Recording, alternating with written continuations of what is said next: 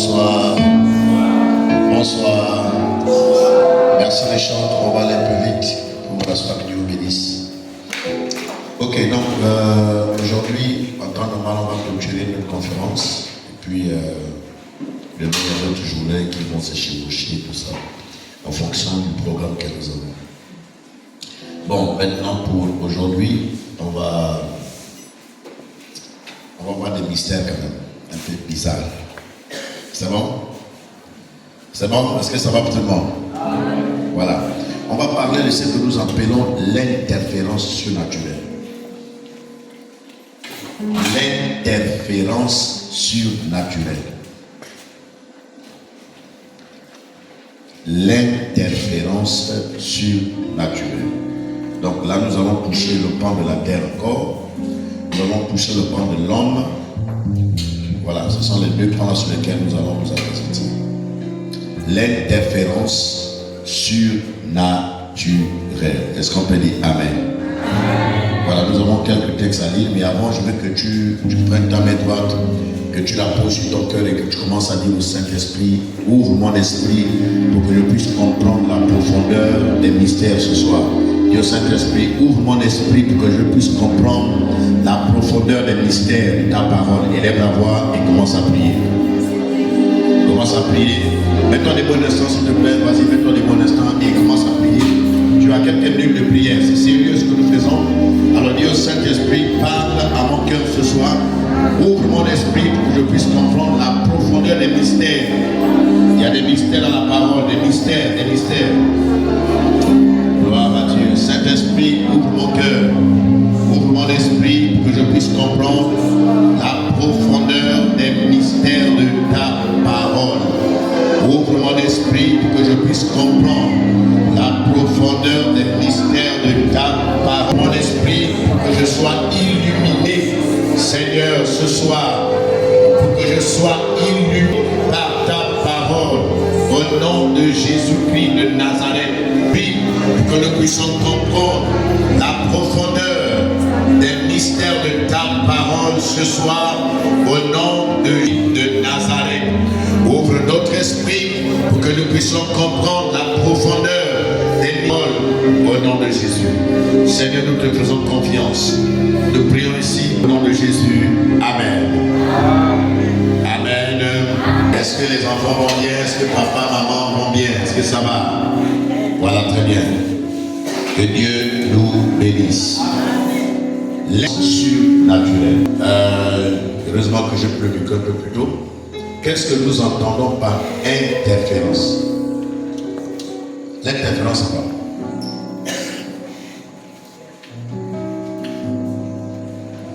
Sinon, je vais poser les questions à jouer, à pointer le doigt. L'interférence, c'est quoi? Le mot interférence.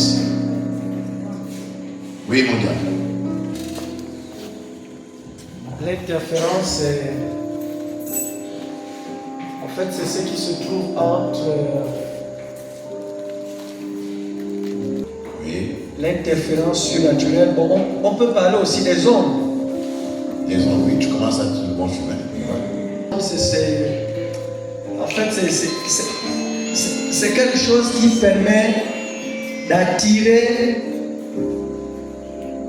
d'aller vers une puissance au milieu là. Si la voix, on dit, c'est intéressant.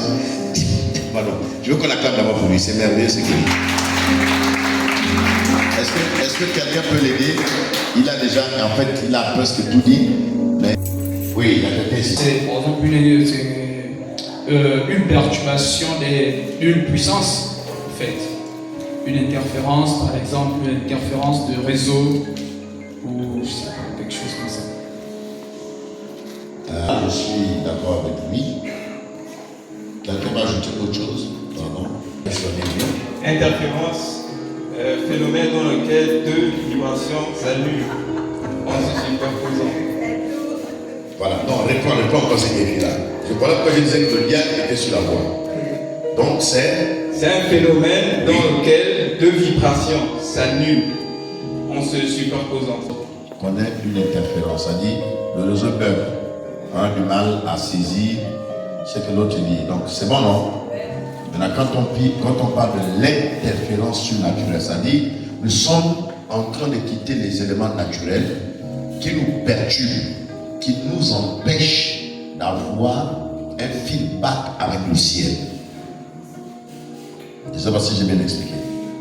C'est bon? Maintenant, allons-y rapidement dans quelques textes.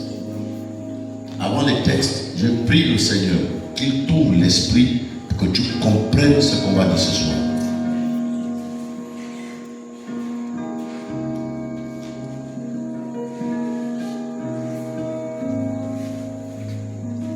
Alors, avant que de toucher le point de l'interférence, nous avons parlé hier que pour avoir la prééminence, pour avoir l'autorité, la domination sur notre terre, il était important que nous puissions discerner.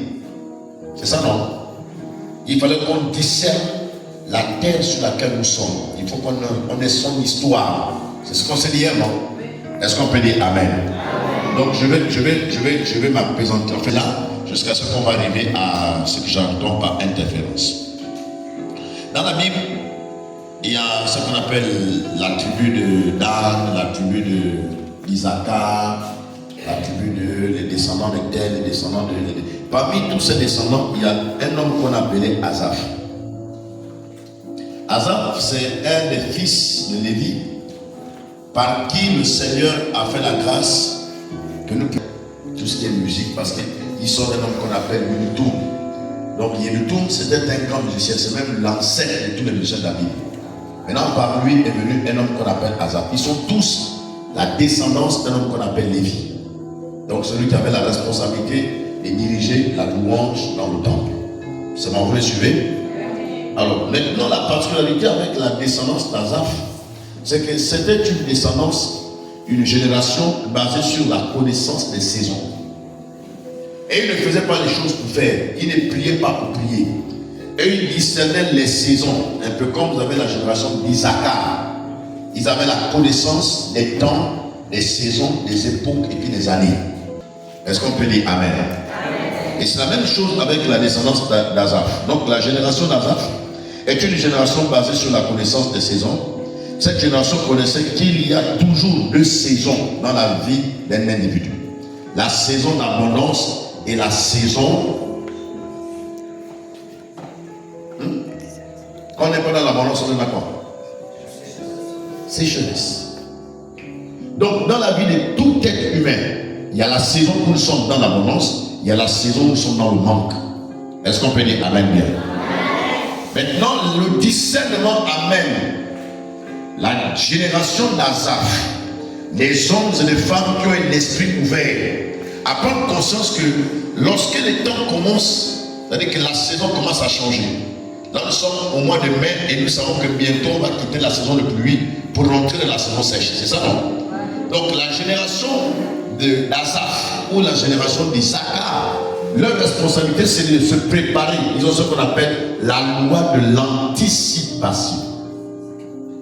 Donc, ils anticipent sur chaque saison. Ils savent que bientôt c'est la saison sèche, donc comment faire pour rentrer dans la saison sèche? Et ils n'attendent pas que la saison sèche arrive. Et ils bien avant et ils anticipent. C'est la même chose quand ils sont en saison sèche. Ils savent que bientôt la pluie va tomber. Ils anticipent. Est-ce qu'on peut dire Amen bien? J'ai vu aussi cette image, cette caricature dans la vie de certaines familles. Les enfants finissent l'école, pendant que les autres enfants vont en vacances. Dans certaines familles, les enfants n'ont pas de vacances, parce que l'école continue. Donc ils préparent leurs enfants pour l'année prochaine. Si l'enfant est passé par exemple en 6e, il commence à prendre un répétiteur de classe de 6e pendant les 3 mois pour enseigner à l'enfant ce qu'il va voir l'année qui vient. Ce qui fait que quand l'enfant arrive en classe, en fait ce sont des choses qu'il a déjà fait. C'est comme si c'était redoublant. Et c'est normal qu'il soit premier, parce qu'en fait c'est des réditis, c'est bien préparé. Est-ce qu'on peut dire Amen bien? Malheureusement, dans le contexte de l'église ne fonctionne pas comme ça. Beaucoup de chrétiens, eux, ils sont surpris par les événements. Parce qu'ils n'ont pas le discernement des saisons. C'est bon? Nous avons besoin de prier le Seigneur pour que Dieu nous amène dans la révélation des saisons. Donc cette génération sait que chaque saison du manque est toujours précédée d'une saison d'abondance. Vous allez avoir des temps dans votre vie, vous allez vous rendre compte que l'argent va venir comme ça, vous ne comprenez rien. Ça vient et tout ça, vous avez des biens et tout. Quand vous voyez ça, ne commencez pas à vous glorifier, n'acclamez pas le Seigneur parce que ce qui est plus pire arrive. Eh oh. Est-ce qu'on peut dire amen bien? C'est pour ça dans l'histoire de Joseph, vous allez vous rendre compte que Joseph, c'est Pharaon qui fait le songe. Il voit 7 épis grasses et puis 7 épis maigres. Les épis qui sont en bonne forme là mangent les épis qui sont en mauvaise forme mangent les épis qui sont en bonne forme. Et puis 7 vaches grasses. Et il voit aussi 7 vaches maigres. Et les 7 vaches maigres là mangent les 7 vaches qui sont en bonne santé. Et il est troublé par le songe. Et il n'y a que Joseph pour lui expliquer le songe. Joseph lui dit non, ce que tu as vu là, c'est 2 saisons. C'est 14 années que tu as vu. 7 années d'abondance et 7 années de sécheresse. Et je vous ai dit, chaque saison des difficultés, les saisons que j'ai appelées chaque saison du manque est toujours précédée par une saison d'abondance. Ce n'est pas l'inverse. On commence pas dans la souffrance et puis on termine et puis l'abondance vient. Non. Dans le fonctionnement du ciel, c'est la mort, on te donne. Et Dieu voit ce que tu es capable de faire sur la base de ce qu'il t'a donné. C'est quand il voit que tu n'arrives, en fait tu n'es pas compétent. Mais comme la saison noire, c'est le monde, ça fonctionne comme ça. La saison des difficultés, quand elle arrive, ne dis pas que c'est Dieu qui est mauvais, ne dis pas que ce sont les démons, ne dis pas que c'est le diable. Parce qu'en fait, tu n'as pas discerné sur les saisons afin de te préparer pour affronter la saison des difficultés. On est là, ça va? Est-ce qu'on peut dire amen? Très bien. Jusque-là, on n'a pas encore eu les textes. Donc, leur discernement et leur intelligence les poussent au travail pour amasser suffisamment dans la saison d'abondance. Parce qu'ils ont un discernement aigu, ils ont une intelligence bien préparée, bien équilibrée. Donc les gars se battent, ils font comme la fourmi. Et Proverbe dit ça clairement, la fourmi n'a ni chef, ni commandant et tout ça. Mais sauf que la fourmi a la capacité de préparer l'été, de préparer la saison sèche, de préparer la saison des difficultés. Parce que la fourmi amasse. Et quand vient le temps où c'est difficile, la fourmi rentre seulement dans son trou, là elle a tellement amassé, et puis elle mange, même si ça va faire 5 ans, elle va manger sans problème. Est-ce qu'on peut dire amen? Donc nous devons comprendre que tout comme cette génération, Dieu veut que nous puissions avoir le discernement de la saison dans laquelle nous nous trouvons. Une des raisons qui ont fait que nous nous retrouvons peut-être là où nous nous trouvons aujourd'hui en termes de ministère, c'est parce qu'on a été un peu trop pointu pour des questions d'État. On a payé des choses qui se sont réalisées aujourd'hui et qui continuent à se réaliser. J'ai amené mon disque dur et c'est hier ou avant-hier, j'étais en train de regarder un message que j'ai prêché en 2018 au PK8. C'était une conférence de 7 jours, comme on est là. Et donc du coup, pendant que j'écoutais le message, je suivais le message, je suis tombé sur une séquence où je parle de l'État. J'étais en train d'expliquer, oh non, c'est formidable. Et à un moment donné, dans la chambre, je me suis sauté sur les yeux. Oh, c'est quelle histoire? Donc Dieu avait déjà parlé bien avant sur les événements qui se profilent aujourd'hui au niveau de notre nation. Mais comme l'Église a un problème de discernement des temps, regardez même l'Église, même pour prendre part au dialogue national, l'Église n'est pas là. Parce que l'Église ne comprend pas sa responsabilité dans une société, dans une nation, dans un pays, dans un quartier, dans une famille. La responsabilité peut être l'Église, c'est pas qu'on se retrouve ici et qu'on acclame et qu'on chante pas ça. Nous sommes appelés le cabinet qui représente le ciel sur la terre.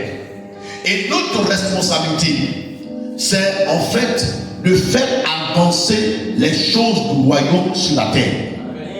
Et pour faire avancer les choses de l'homme sur la terre, on a reçu un évangile qui nous a coincés dans les 4 murs du temple. Et cet évangile a fait que les gens sont là en train de dire, ils attendent Jésus. On a préparé les gens pour attendre Jésus, mais on n'a pas préparé les gens comment on fait, qu'est-ce qu'on devient avant que Jésus n'arrive. Vous me suivez? Amen. Bien. L'église est championne pour acclamer, pour jouer aux instruments, pour prêcher, pour les conférences et tout ce qui va avec. Mais vous allez voir, j'ai suivi un débat aujourd'hui à la télévision et puis j'ai été déçu. Un jeune étudiant qui a défié un responsable de jeunes chrétiens.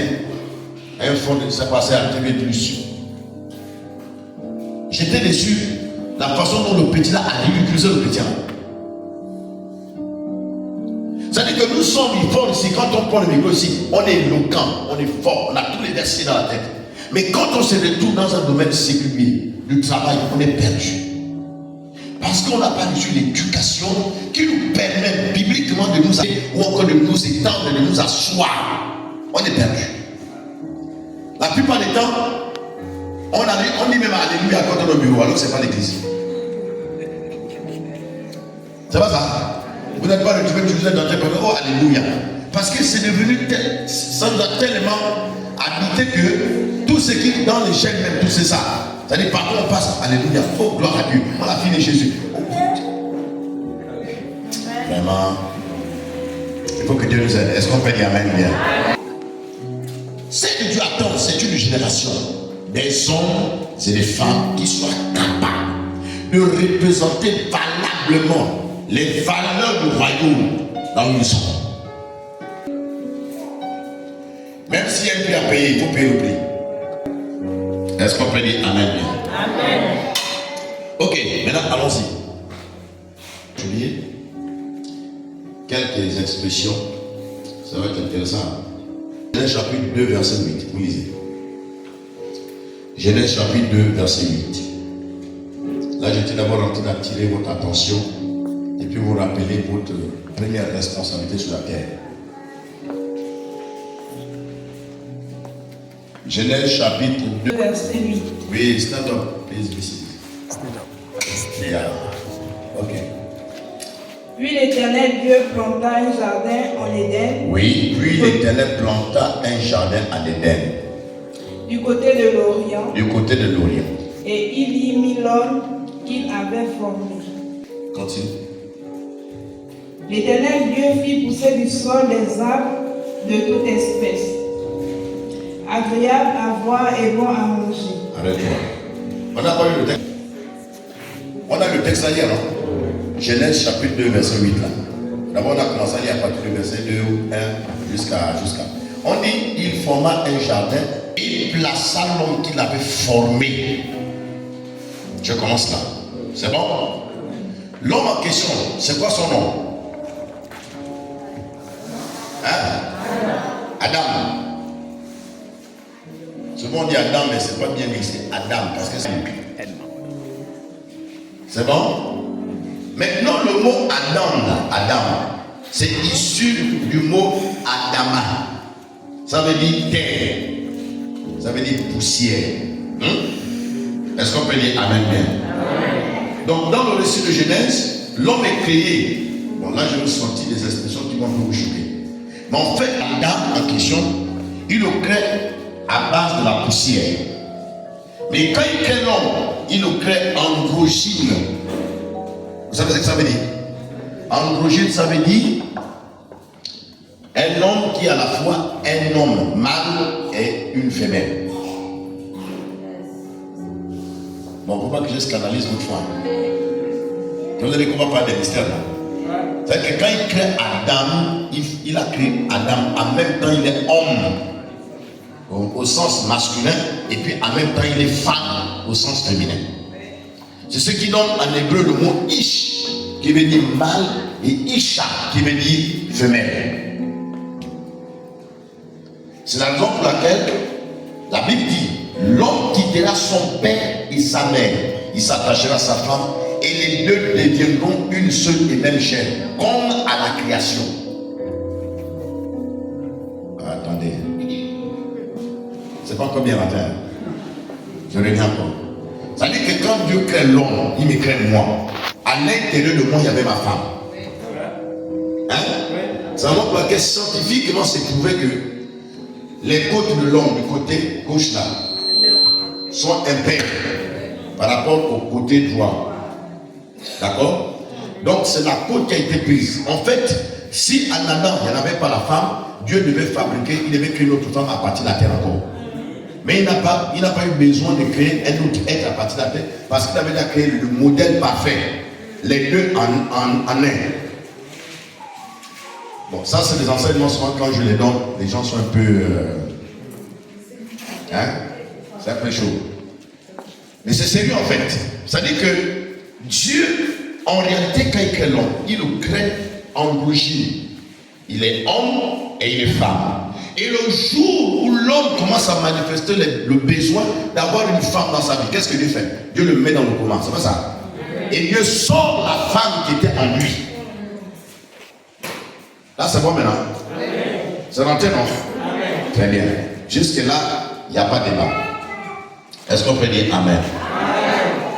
Donc voilà pourquoi quand il y a mariage, on dit les deux sont devenus ou qu'ils deviendront une seule et même chair. Pourquoi? Parce qu'à la création, à la base, ils étaient une seule et même chair. Et puis l'autre chose encore, lorsque Adam voit Ève pour la première fois, le mot Ève signifie mère. Ça signifie mère. Donc, le jour où Adam voit Ève pour la première fois, il dit, oh, il dit, voici enfin celle qui est os, chair, on t'appellera femme parce que tu as été tiré de moi. C'est ce qui est écrit dans Genèse. Est-ce qu'on peut dire Amen bien? Jusque-là, on n'a pas de problème, n'est-ce pas? On peut avancer, non? Maintenant, quand la Bible dit, dans le verset 8, que Dieu plaça l'homme qu'il avait formé, qu'il a formé dans le jardin, c'est là tous les problèmes des chrétiens. Dieu a formé l'homme. Comment il peut former l'homme? Mais la Bible dit qu'il plaça l'homme qu'il avait formé. Alors que Jean chapitre 3 dit déjà, ce qui est né de la chair est chair, ce qui est né de l'esprit est esprit. Quand on parle de naissance, on parle d'engendrer. C'est ça, non? Mais est-ce que Dieu a engendré Caïn? Que j'ai dit? Adam. Est-ce que Dieu a accouché Adam? Non, non. Les textes disent que Dieu a créé l'homme. D'accord? Mais Genèse chapitre 2 verset 8 dit que il plaça l'homme qu'il a formé. Donc ça fait deux choses différentes. C'est ce qui fait l'étude biblique. Ça crée la réflexion. Pourquoi d'abord pas de créer et ils ne sont pas de former? Donc c'est pour attirer l'attention de quelqu'un quand on dit il a placé l'homme qu'il a formé dans le jardin. Maintenant, quand on parle de former, c'est la somme de plusieurs éléments qui entrent en compte. Maintenant, là, on est en train de parler de ce qu'on appelle chez nous l'être humain. Maintenant, l'être humain en question là, Dieu créa l'homme. Ou pas, Dieu a créé l'homme spirituel. Et c'est ce qu'il a écrit. Il a pris la terre, il a badigeonné, et tout. C'est devenu un corps inanimé. Il dit que Dieu insuffla une haleine vitale. C'est ça, non? Un souffle vital. C'est ce souffle-là qu'on appelle l'esprit de l'homme. Donc il est l'esprit, mais le corps, il ne l'a pas créé. Le corps, il l'a formé. Et oh, c'est bon. Donc il a formé le corps sur la base de quoi?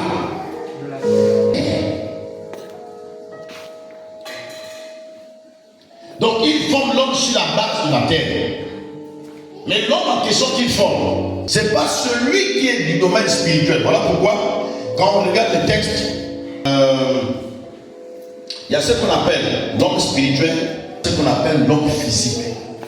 D'accord? Dieu crée l'homme, il crée un homme spirituel, donc l'esprit, et il a mis dans une maison qu'on appelle le corps. Et le corps là est fait sur la base de la terre.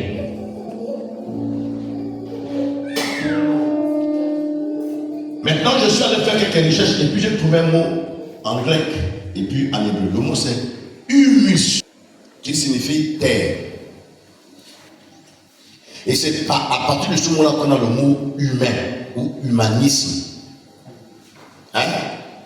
Tout est tiré de la terre. Voilà pourquoi je vous dis que le Seigneur vous ouvre l'esprit pour comprendre. Ça là, si vous ne comprenez pas, peut-être qu'il faut attendre 50 ans pour comprendre autre chose maintenant. Il faut que là, ton esprit s'ouvre pour comprendre. Parce qu'il y a tellement de choses qui se font dans votre vie à partir de la terre. Mais pas la terre seulement sur laquelle vous posez. Le corps dans lequel tu te trouves qui est tiré de la terre. Donc on va voir un peu comment ça fonctionne. D'abord je fais les explications et puis on va rentrer dans comment ça fonctionne. L'humain c'est deux mots mis ensemble. Il y a ce qu'on appelle homme plus humus qui donne terre. Donc nous l'appelons humus, c'est-à-dire un homme fait de terre. En fait, l'humain est un mystère, c'est-à-dire un être spirituel dans un corps de terre. L'être humain est un être spirituel d'abord à la base, d'accord? Et il habite dans un corps fait de terre. Quand on dit l'homme qu'il a formé, il l'a formé sur la base de la terre. Donc il a l'esprit qu'il prend et qu'il met dans un corps. Là, je vous dis quelque chose. Est-ce que vous savez que Dieu ne peut pas agir sur la terre dans les affaires des hommes sans utiliser un corps?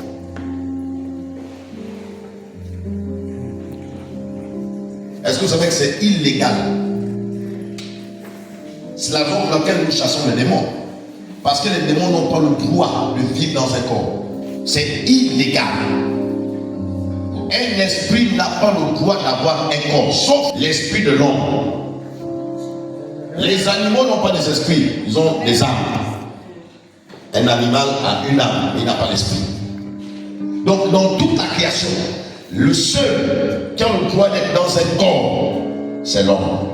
Parce que Dieu crée l'homme à la base. Quand il le crée, il ne le crée pas pour qu'il reste au ciel. Non. Dieu a tout créé. Il a créé toutes choses selon Genèse chapitre 1. Et puis il a tout créé et il regarde. Il dit, mais qui va gouverner toutes ces choses? Parce que moi je suis esprit. Donc il faut créer un autre moi, mais qui a la capacité de manager la matière. Vous savez quelque chose là? Amen. Donc c'est comme ça qu'il te crée toi. Et il te met dans un corps qu'il a formé à partir de la matière. Ce qui fait que tu as la capacité de toucher le bas, de toucher quelqu'un d'autre, de toucher le balai, le manioc, et tout ça, tout ce qui va avec. Tu touches ces choses parce que tu es fait de la matière. Alors, en fait, l'être humain est un mystère, comme j'ai lu au préalable.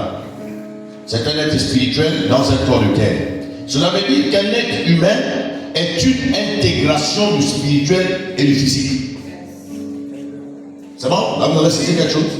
L'intégration, ça dit c'est le mélange du spirituel avec le physique. Paul, qui a compris ce jour, il va dire ceci.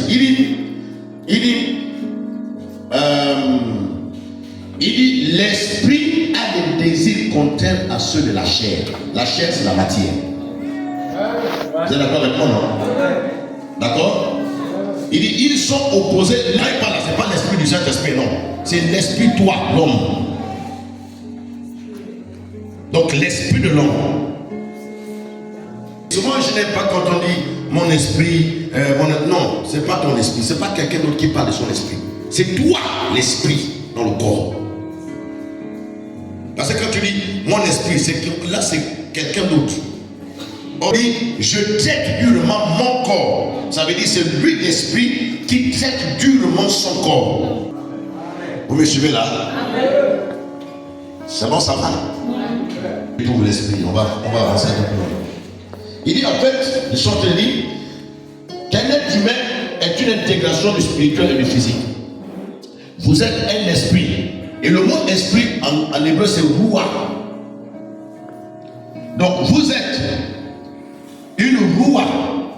Et puis, vous êtes ce qu'on appelle un corps humain, donc vous êtes humus.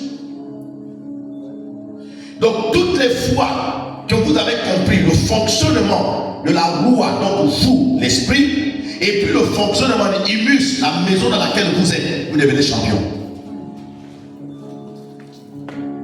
Quand vous avez compris comment l'esprit fonctionne, et vous avez compris comment la chair, donc humus, fonctionne, vous devenez champion. C'est-à-dire que vous devenez imbattable. Rien ne peut vous arrêter sur la terre. Ah, mon Dieu. Je sens que c'est pas encore bien avec toi.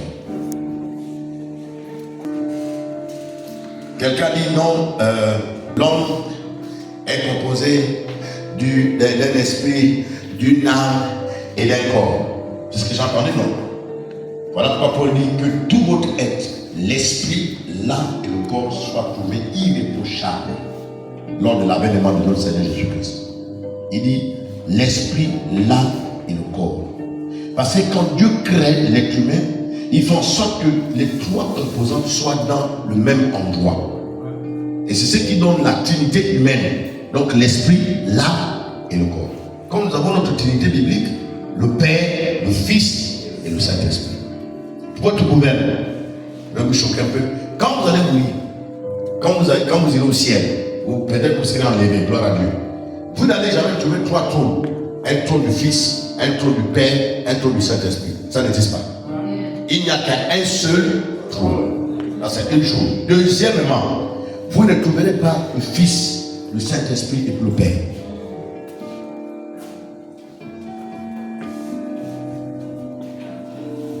Bon, là, je vais un peu trop loin. Hein?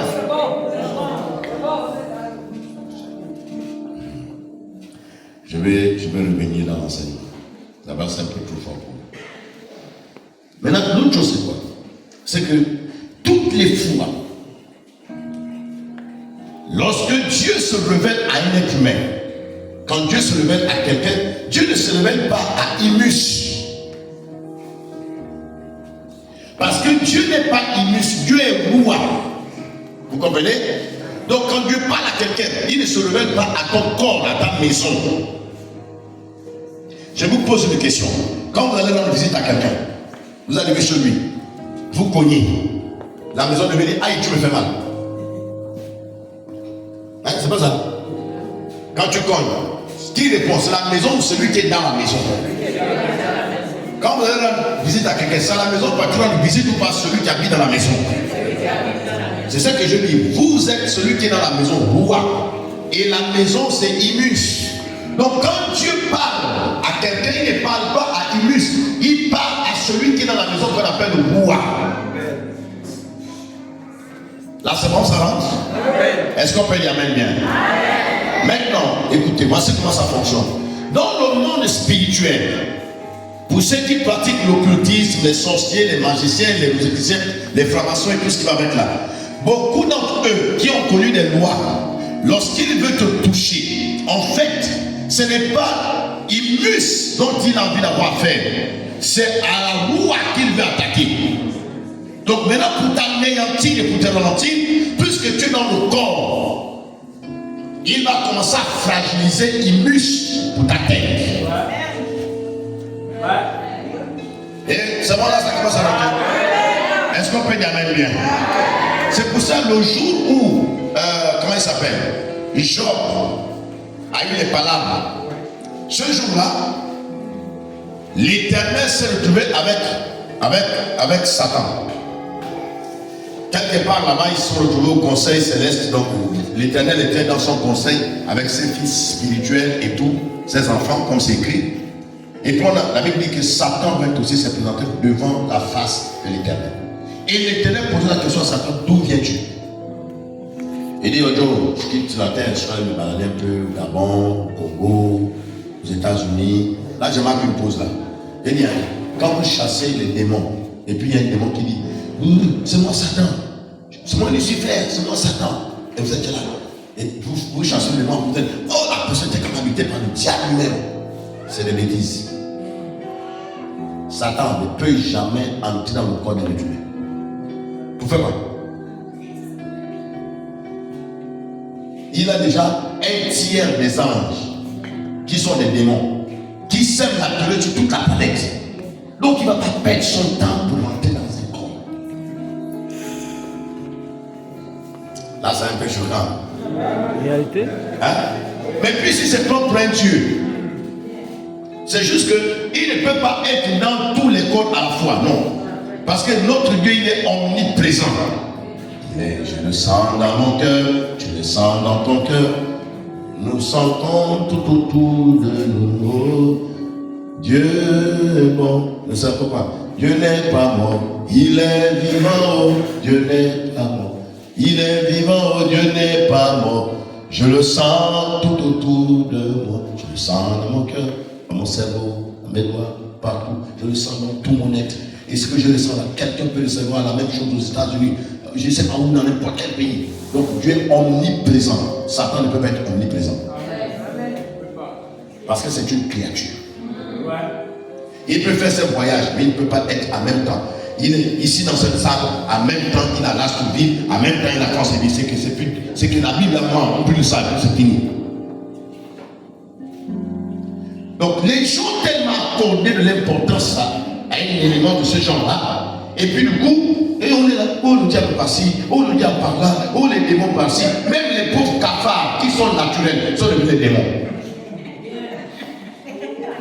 Et vous avez de vos églises là qui sont venues, territoriales, les esprits de ceci, les esprits de cela, les esprits jusqu'à ce que le petit cafard, le petit moustique, dès que le moustique t'applique pas, au nom de Jésus, toi tu vas la commencer là, tu vas mourir. Mais c'est un moustique, il n'a pas été créé par le diable, il a été créé par Dieu. Et à la base, il n'avait pas pour vocation de vivre sur la base du sang. C'est notre rébellion, notre péché qui a amené le moustique à se rébeller pour nous sucer le sang. Est-ce que vous le savez? Est-ce que vous savez qu'à la base, l'éléphant n'avait pas pour responsabilité de manger les champignons? Les hérissons et tout ce qui va avec. Ils se sont rebellés, la nature s'est rebellée à cause du péché d'Adam et d'Ève. Et je vous dis, nous sommes à 99,5% responsables de ce qui nous arrive. Est-ce qu'on peut dire Amen bien? Amen bien. Donc vous voyez, lorsque les magiciens se mettent en action, qu'est-ce qu'ils font? Ils vont utiliser Imus. Donc le corps dans lequel tu fonctionnes, la maison faite de terre. Parce que c'est écrit poussière, tu as été tiré. Poussière, tu retourneras. Votre gouvernement. C'est Genèse chapitre 2. Dans Genèse chapitre 2, trouvez-moi en Genèse chapitre 2, là où il y a le serpent contre la femme dans ses camps. C'est Genèse chapitre 3. 3, on y va. L'Éternel Dieu dit au serpent, puisque tu as fait cela, tu seras maudit parmi tout le bétail et tous les animaux sauvages. Très bien. Tu marcheras sur ton ventre, okay, et tu mangeras de la poussière tous les jours de ta vie. La poussière de quoi? De la farine ou la poussière de la terre? Poussière de la terre, non? Est-ce qu'on peut y aller bien? Alors écoutez-moi très bien. Le serpent, c'est le serpent. À la base, le serpent n'avait pas pour vocation de marcher sur son ventre. Ah, c'est un. De deux, le serpent était comme le meilleur ami de l'homme parce qu'ils étaient tous dans le jardin. Ils étaient là. L'animal de compagnie, comme dans le chien, comme dans les moutons et tout ce qui va avec là. Mais Satan, quand Satan arrive, Satan, sachant qu'il ne peut pas agir sur la terre sans un corps, Satan va passer un deal avec le serpent pour prendre son corps. Donc il a possédé le corps de Satan, du serpent, pour agir en conséquence. Donc que je te dis, aucun esprit ne peut fonctionner sans corps dans la sphère des humains. C'est illégal.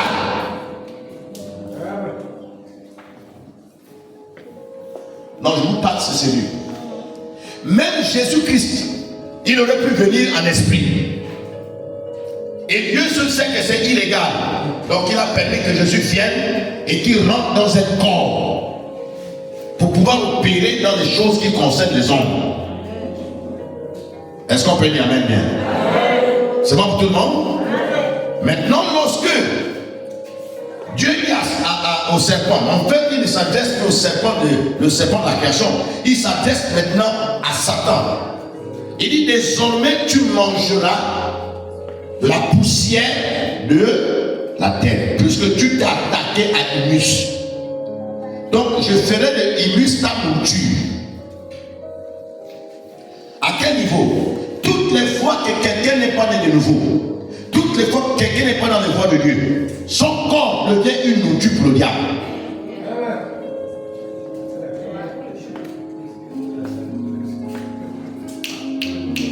Là, c'est un peu choix. Ça peut aller? Est-ce que ça peut aller? On peut avancer? Il dit au serpent, il dit désormais, tu mangeras de la poussière. Et dans les textes hébraïques, là où c'est un peu profond, on dit tu te nourriras de Humus. Donc la maison faite de terre dans laquelle se trouve l'homme. Vous comprenez du discernement. Quand tu dors, tu te réveilles, tu as mal au cou.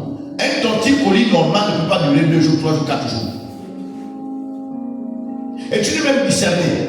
Tu as bien dormi, tu te réveilles, le dos te fait mal, alors que tu n'as pas fait le travail difficile hier. Tu vas commencer à cuisiner le matin, mais tu dors sur le matin depuis ça fait des années. Pourquoi c'est aujourd'hui que tu as mal au dos?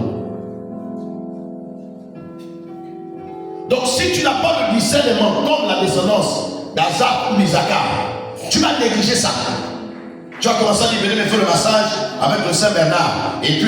On va te faire le massage. Cependant, Satan t'a déjà mordu pour affaiblir ta couche. Est-ce qu'on peut dire Amen?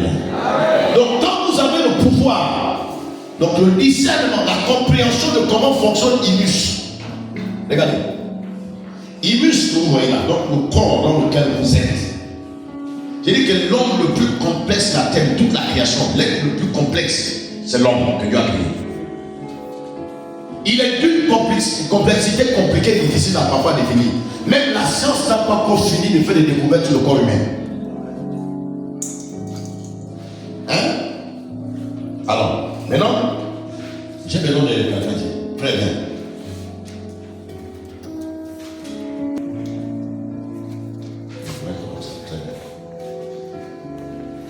Qui a déjà vu le courant? Ça, c'est l'éclairage, non? C'est le courant, non? C'est du feu, n'est-ce pas? Parce que si vous touchez le meilleur là, ça chauffe plus ou non? Hein? Maintenant, regardez le corps de l'homme. Regardez comment Dieu crée l'homme. Dieu crée l'homme sur la base des éléments naturels. La terre. Il fait de la tête ici ce qu'on appelle le feu. Parce que toutes les fois que le corps chauffe, ça commence par la tête. J'ai mal à la tête. Et puis quand on touche pas le ventre, on touche toujours. C'est pas ça? Hein? Il y a des gens qui travaillent l'hôpital ici. Bon, et les mamans savent. Hein? Voilà, très bien. Voilà, on a quelqu'un ici qui est. Donc généralement, quand tu il fait la fièvre, l'enfant chauffe. Prends la température, on prend la température, 39,5, il faut lui donner un paracétamol et puis tout. Mais qu'est-ce qui déclenche la chaleur souvent? C'est quoi? Dans le monde normal, qu'est-ce qui déclenche la chaleur? C'est le feu. D'accord? Donc il crée l'homme et il positionne le feu ici, au niveau de la tête. Et scientifiquement, quand on regarde le cerveau, ce sont des membranes naturelles de plus en plus qui. C'est pas ça? Donc, comme des électriques, comme des blanchiments, avec comme des ampoules. J'ai vu ça. Ça c'est le cerveau ici. Voilà, ça c'est le feu. Après ici, vous avez ce qu'on appelle le domaine de l'air. Quand on respire, les poumons, n'est-ce pas? Donc l'air vient ici. Voici le feu ici, voilà l'air. Et ici vous avez ce qu'on appelle le bidon. Ça où se trouve l'eau. C'est pas ça? Hein? Et puis vous avez le dernier élément, les pieds, qui se posent sur la terre qu'on appelle la terre. Ça fait les 4 éléments qui vont fonctionner le monde dans lequel vous vivez. Lorsqu'un sorcier veut t'atteindre, il va utiliser soit le feu, soit l'air que tu respires, soit l'eau que tu bois, soit la terre que tu pétilles. Donc là, c'est un peu chaud. Hein? Ça là, comme ça, quand les collègues sont là, ils vont dire c'est le sorcier de ma vie, il est parti comme ça. Mais je vous dis, frère, la spiritualité, c'est un autre monde. C'est pour ça que quand vous priez, les prières que vous faites quoi quand vous priez? Vous demandez au Seigneur de faire les choses, il ne va plus rien faire pour vous. Il a déjà tout fait. Il n'y a plus autre chose que Dieu va faire. Dieu a tout fait, Jésus a tout fait. Nous avons la responsabilité d'agir en conséquence de ce qu'il a déjà fait. Mais faut-il avoir que tu aies le discernement et la connaissance de ce que Dieu a déjà fait pour toi? Est-ce qu'on peut dire même bien? Je n'ai pas fini avec le frère. Voici comment ça se passe. Un sorcier vient, il le regarde, il dit très bien. Comme je sais que la nourriture qu'il mange est préparée, elle est cuite sur la base du feu. Que ce soit le gaz électrique, que ce soit le gaz normal, que ce soit le réchaud électrique ou le four normal, de toutes les façons, le feu c'est le feu. Même si c'est le feu de bois, le feu c'est le feu. Du moment où ça brûle, quelque chose c'est le feu. Et il prend le feu. Toutes ces choses, je les découvre dans le ministère. Il prend le feu et puis il part. À une certaine heure, il a bu un morceau de bois, il part. Il dit tel homme, ici tu tournes de famille. Ton de famille c'est quoi? Hein? Mbo Samba. Le prénom c'est quoi? Jano. Mbo Samba Jano. Il crie dans la forêt. Qui a regardé le film de Philippe? Yakin. Vous avez regardé ça? Vous parlez de ça là? Il sort le truc là. Philippe, ouais! Une fois. Voilà. Ouais! Deux fois. Philippe, ouais! Sois foudroyé. Ce que vous voyez là, même si ce sont des mises en scène, mais celui qui a tourné ce film, lui qui raconte l'histoire, ce sont des faits vécus quelque part. Est-ce qu'on peut dire amen bien? Ils ne vont pas attaquer Philippe en prononçant le nom de quelqu'un d'autre. Il va prononcer le nom de la personne qu'il va attaquer. Parce que à ton nom est rattaché ta destinée. Est-ce qu'on peut dire amen bien? Donc il prononce ton nom. Là, il est avec le feu en disant, si le type là, la nourriture qu'il mange est cuite à base du feu, je commande au feu désormais, toutes les fois qu'il va préparer, quand il mange, la nourriture va avoir un poison qui va le tuer à petit feu. Il fait une déclaration. Quand il parle comme ça, il parle sur la terre de laquelle tu as été tiré. D'une part, la terre dans laquelle tu te retrouves. Immus. Vous me suivez là? Et sur cette place, les choses sont parties. Tu viens là, la femme a fini de préparer, et puis tu es en train de manger, tu as la compte, oh là, tu es bonne comme ma femme. Tu as bien préparé, vraiment, là tu mérites un jus là. Non, tu as bien préparé. Et puis tu manges bien. Tu vas dormir. Quand tu te réveilles, tu commences à s'arrêter. Comme si tu étais dans le soleil. Si tu n'utilises pas le feu, il va commander au soleil le plus grand feu. Pour dire chaque fois que tu te lèves, quand tu balances tes rayons, si tes rayons touchent le type là, voici ce qui peut l'arriver, voici ce qui peut l'arriver, voici. Le matin, bam, juste le premier rayon soleil. Tu es là, il va faire chaud. Hein. Tu confesses bien d'abord qu'il va faire chaud. Il va bien faire chaud dans ta vie, tu vois. Et ça va vraiment chauffer sérieusement. Et il peut utiliser soit le feu, soit l'air. Il y a des gens qui sont arrivés dans un milieu, au cours d'une cérémonie, il y a un vent soufflé de nulle part. Dès que ça a touché, bam, la mort commence là. C'est pas ça? Parce que le vent, l'air avait été programmé pour le prendre. Allez bébé, je ne vais pas mourir. Un jour, que Dieu te bénisse. On acclame le Seigneur. Un jour, le petit frère de ma femme, il est officier de justice, donc il vient. Là, il m'appelle d'abord. Il me dit non, je suis à la maison. Il me dit non, il faut m'accompagner, on va aller chez le client, je vais récupérer l'argent d'un autre client. Pour aller déposer chez le client. Je dis ah, mon frère, je suis fatigué, hein. C'est un samedi. Et alors, moi, je suis fatigué. Donc, depuis le matin, le corps était fatigué. Je ne comprenais rien. Je n'ai pas lavé les prières. Je n'ai pas fait une prière. Je n'ai pas fait un travail difficile.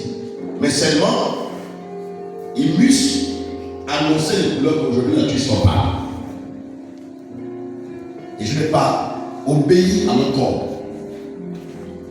Le corps était lourd. À un moment donné, quand on s'entend, restez chez vous. C'est un signal fort. Reste là, ne parle pas. son travail, tu manques un seul jour ou quelques heures, tu ne vas pas mourir de faim pour ça. Et c'est comme ça qu'il insiste, mais si je dis non, si tu veux me prendre, si tu veux que je vienne me prendre devant ma femme. Quand il vient, ma femme n'est pas d'accord. Elle dit, tu ne bouges pas. Et puis le matin, tu es là, ça 15 heures, 16 heures que tu vas sortir. Il dit, non, passe mal à la prison. Nous sommes à l'échanger le vaillant donc à son égal à l'école publique. Il dit, on sort ce moment pour la démocratie, on prend le taxi, on est de la prison, fini, on revient, je dépose ton âme. J'ai pas envie d'aller seul. Puis bon, j'ai eu compassion de mon frère, il est venu quand même. Il dit, bon, allons. On arrive, il prend l'argent. Oui, ça il il me tend 10 000. Il dit, bon, je ne sais pas si le gars va me donner. Bon, prends d'abord 10 000, ça c'est qui était dans ma poche. Il dit, il n'y a pas de problème. Je prends 10 000. Et puis j'ai envie, comme j'aime bien parfois m'habiller, je suis parti acheter un nœud, une cravate et puis les spins là qu'on approche les vestes là. Avec les 10 000, il me restait 2 000 dans la poche. J'ai mis dans la poche. Et puis on était là. Mais il dit, bon, maintenant, il dit, bon, on rentre. Il dit, non, on va maintenant aller en Zion, au chantier moderne. Il y a une cliente là-bas qui a l'anniversaire de son enfant, il faut qu'on aille manger. Je commence à dire qu'elle dit, au départ, ce n'était pas prévu qu'on aille en Zion. On venait de la prison. Il m'a fait pression. Pression de pression. J'ai dit, ok, d'accord, alors, on a pris le taxi, tout droit, chantier moderne en Zion. On descend, on arrive, effectivement, c'est une grande fête. On a en train de manger et tout. 20h, 21h. 2h, je lui dis non, là je monte. Donc elle dit, comme il est 22h, ils sont braques les gens, donne-moi ton téléphone et puis tu me donnes aussi le sachet des choses que tu as achetées là. Parce qu'ils sont braques les gens. Donc alors je t'accompagne avec les petits là, tu montes dans le taxi et que tu pars. Effectivement, il avait raison. Dès qu'on prend la vengeance, qu'on regarde tous les petits là avec les machettes, comme ils ont vu qu'on était plus nombreux, ils ne nous ont pas attaqués. On est parti. Il arrête le taxi. C'est lui qui prend 2000. Il dit 1000. Je monte. Il donne 2000 au taximan. Le taximan lui rend 500. Je pars. J'arrive chez moi tranquillement. Je descends, je vais à la maison. Il reste jusqu'à 24 heures. Avec ses amis, les collègues sont venus trouver leur chef, le cabinet où travaille et tout. Ça a dégénéré là-bas. Ça a dégénéré sérieusement. Le matin, dimanche matin, je suis en train de prêcher, je vois la chaîne. C'est ma femme qui l'écoute. Elle tombe au feu, s'est fait agresser, il est à l'hôpital, dans un mauvais état. Ça m'a même dépassé la prédication, on a prié, j'ai pris la voiture, je vais à l'hôpital. Quand je retrouve, il était embauché à un niveau pas possible. Et puis je me suis dit, hey, Chineke, s'il était là, peut-être que c'est moi qui serais mort. Vous suivez un peu de quoi on parle? Est-ce qu'on peut dire amen bien? Mais quand ça se passe comme ça là, un de mes neveux m'appelle. Il me dit, tonton, j'espère que ça va bien là-bas. Il dit, j'ai fait un rêve où on t'a poignardé puis tu es mort. J'ai dit, non, c'est hier. On ne peut pas poignarder. Mais c'est passé. Il dit, comment ça? Je l'ai expliqué. Il dit, oh, mais d'attention que j'ai beaucoup prié pour toi. Vous savez, il y a des programmations. Dans le monde où tu programmes les accidents, le monde où tu programmes les décès des gens, les programmations sont faites, elles sont faites. C'est pas comme on pense là. Est-ce qu'on peut dire amen bien? Comment quelqu'un qui s'est bien réveillé le matin, il a fait son petit déjeuner et tout, il s'est bien habillé, il a fait un bisou à son épouse, il a embrassé ses enfants, il part au bureau. Et puis à 17h, on appelle sa femme pour lui passer à la morgue pour aller faire, ils appellent ça quoi? Non, venez d'abord vérifier pour voir si c'est ça le mot. La femme dit comment non, il y a la carte de quelqu'un qu'on a trouvé là, une voiture a ramassé quelqu'un, mais la carte là c'est écrit tel. Il faut d'abord venir voir si c'est vraiment lui. Et quand la femme arrive, effectivement, elle ne lui a pas dit que quand je m'avoue au travail, il n'a pas dit que quand je pars là, c'est bon, je vais mourir. Lui-même, il n'avait pas l'intention de mourir. Mais quelqu'un l'avait déjà programmé quelque part. Est-ce qu'on peut dire même bien? Ça, c'est les enseignements, quand vous les saisissez, votre façon de prier va changer. Amen. Est-ce qu'on peut dire? C'est bien. Pour ceux qui regardent les informations, vous avez déjà vu le pape, quand le pape se déplace. Quand un pape se déplace pour aller dans un autre pays, dès qu'il arrive dans le pays, là, dès qu'il descend de l'avion, la première chose qu'il fait, c'est quoi? Il s'agenouille et puis il embrasse la terre. Parce qu'il connaît les lois. Vous arrivez dans un nouveau territoire, des amis, frères dans la foi. Ne faites pas comme si, bon, je suis arrivé là, c'est la joie, c'est la fête, c'est les amusements, c'est ceci. Non, soyez ton propre destin. Parce que tu n'étais pas sécurisé à la base. Alléluia. J'espère que ça fait du bien à quelqu'un ici. Est-ce que ça fait du bien à quelqu'un ici? Est-ce qu'on peut dire un amen bien?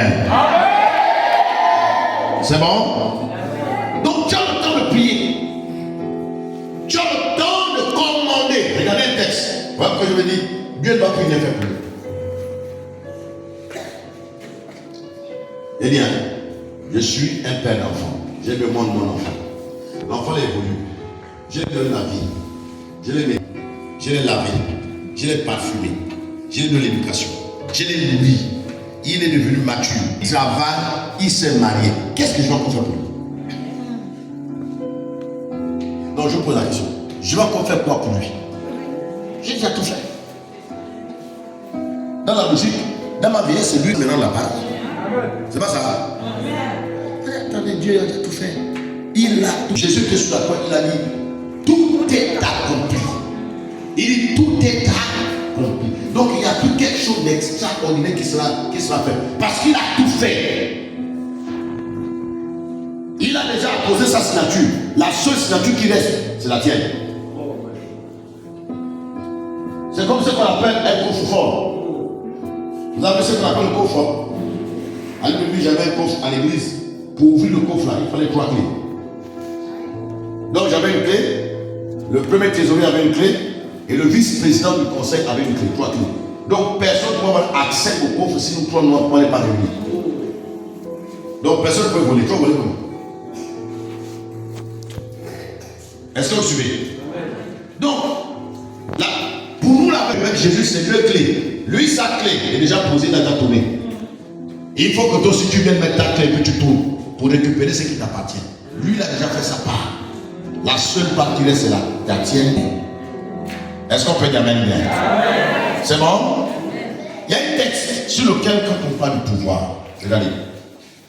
Prenons le texte là. Jérémie chapitre 22. On va lire le verset 28, le verset 30. Là, vous allez voir quelque chose de... Allons-y rapidement, je ne vais pas terminer là. Est-il donc un vase méprisé? Est-il donc un vase méprisé? Brisé ce Jéconia? Un vase brisé, ce Jéconia. Jéconia, c'est un roi. Continue. Est-il un objet auquel on n'attache aucun prix? Est-il un objet auquel on n'attache aucun prix? Pourquoi sont-ils jetés, lui et sa postérité, lancés dans un pays qu'ils ne connaissent pas? Très bien. Il pose la question. Il dit pourquoi le roi là et sa postérité sont jetés dans... Non, c'est bon, c'est fini. Sont jetés dans un pays qu'ils ne connaissent pas. La suite dit quoi? Terre, terre, terre. Terre, combien de fois? 3 fois. Terre, terre, terre. Écoute la parole de l'Éternel. Écoute la parole de l'Éternel. Ainsi parle l'Éternel. Ainsi parle l'Éternel. Inscrivez cet homme comme privé d'enfant. Inscrivez, il ne dit pas un humain, il dit à la terre, il dit tout à la terre.